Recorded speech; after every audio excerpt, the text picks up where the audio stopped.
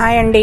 మందార మొక్కలకు కానీ గులాబీ మొక్కలకు కానీ ఎక్కువ పువ్వులు మొగ్గలు పూయాలన్నా నేను చెప్పే చిన్న సీక్రెట్ టిప్ అండి. నర్సరీ వాళ్ళు అయితే చెప్పారండి. మనం ఆర్గానిక్గా అయితే చేసుకోలేం కదా, చాలామంది ఇవేం చేసుకోలేము, చాలా సింపుల్గా మేము పెంచుకోవాలనుకుంటారు కదా మొక్కలు. చూపిస్తానండి. డిఏపి అండి, ఇది 3 కలర్స్లో అయితే దొరుకుతుంది మనకి. నేనైతే బ్లాక్ కలర్లో అయితే తీసుకున్నాను. ఇది నెలకు ఒకసారి నేను చూపించిన విధంగా మొక్క సైజుని బట్టి నేనైతే ఈ మొక్క చిన్న మొక్క అండి. మొక్క చుట్టూ అయితే నేను ఇచ్చేసుకుంటున్నాను.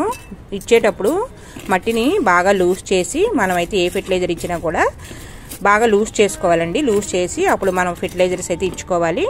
ఇచ్చుకున్న తర్వాత వాటర్ అయితే యాడ్ చేసుకొని మళ్ళీ ఒక నెల రోజులు పోయిన తర్వాత మళ్ళీ ఒక స్పూన్ అయితే ఇవ్వండి. చూసారు కదా, ఈ ఫ్లవరు సైజు కలరు మంచి గ్రోత్ అయితే బాగుంటుంది.